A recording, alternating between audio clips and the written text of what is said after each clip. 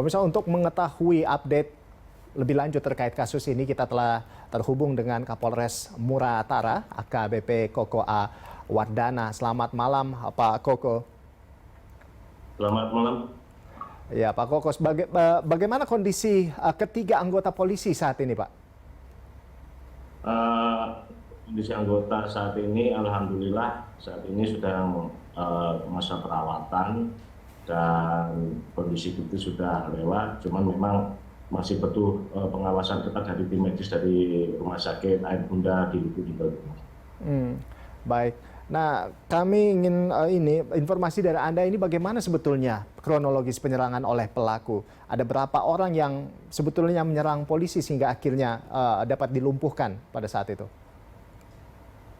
Jadi awalnya berawal dari informasi masyarakat yang melaporkan kepada anggota kami, Mas, terkait adanya praktek perjudian yang berlokasi tidak jauh dari pasar malam di Desa Muara Tiku itu, Mas. Jadi jarak antara lokasi perjudian itu dengan pasar malam ini jaraknya sekitar 100 meteran lah. Nah, kemudian dilakukan pengecekan oleh anggota kami, memang ditemukan ada praktek perjudian di situ berupa judi dadu ya, Mas, ya, judi dadu.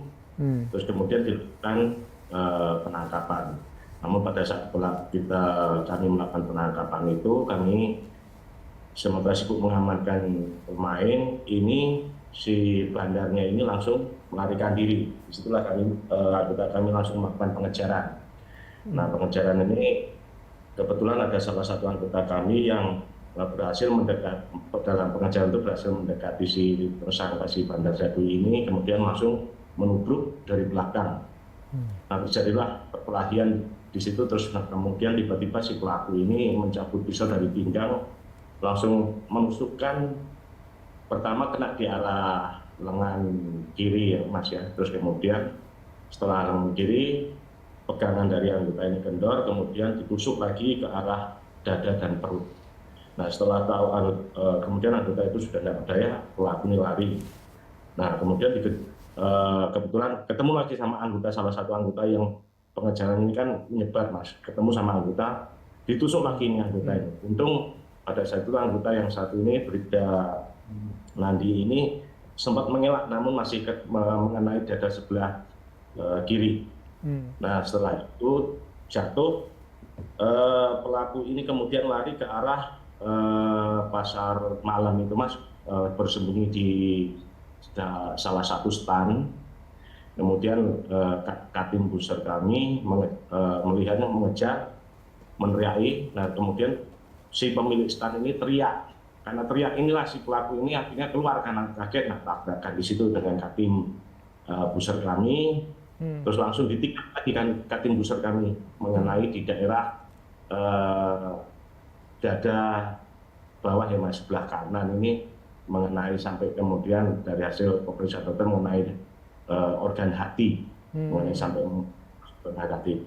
Nah, namun pada saat sebelum lari, Katim Buser sempat mencabut senjata, kemudian ditembakkan ke arah kaki. Baik. Pak Koko, tadi ini kan di lokasi perjudian begitu ya. Nah, namun Anda juga sempat menyebutkan ada bandar sabu seperti itu. Jadi ini apakah ada praktik seperti apa? Informasi awal memang seperti itu, tapi kami belum bisa buktikan, Mas, apakah yang bersangkutan itu masuk dalam jaringan sabu. Yang jelas pada saat ditemukan itu adalah bandar judi, selaku bandar dadu gitu, Mas. Baik. Pak Koko, jadi ada pasal apa saja yang akan dikenakan kepada pelaku? Pasal-pasal yang kami kenakan ini adalah bisa percobaan pembunuhan ya, Mas, ya. Yang pertama mungkin judi 303 selaku bandar, kemudian juga percobaan pembunuhan juga kami terapkan, terus melawan kepada petugas juga kami terapkan juga. Iya. Apakah akan ada penyesuaian SOP saat penggerebekan untuk menghindari adanya petugas yang terluka? Kita lihat bahwa personil Anda juga ini cukup terluka parah begitu, Pak. Sesuai dengan SOP kami, Mas, sesuai dengan Perkap 01 tahun 2009, bahwa memang ada beberapa tahapan tindakan dalam penanganan tindakan terhadap pelaku kejahatan, yaitu ada 6 tahapan, yaitu tindakan pasif, aktif, agresif yang bersifat segera. Nah, kemudian tahapan penggunaan kekuatan juga kami memiliki 4 tindakan juga, yaitu tindak pasif, aktif, agresif. Sementara untuk tahapannya memiliki dampak disiplin atau pencegahan, kemudian tahap juga kendali tangan kosong. Nah, sementara dalam kejadian ini pelaku sudah menggunakan senjata tajam. Artinya di sini tahapan agresif, tindakan agresif harus sudah menggunakan tahapan kendali senjata api.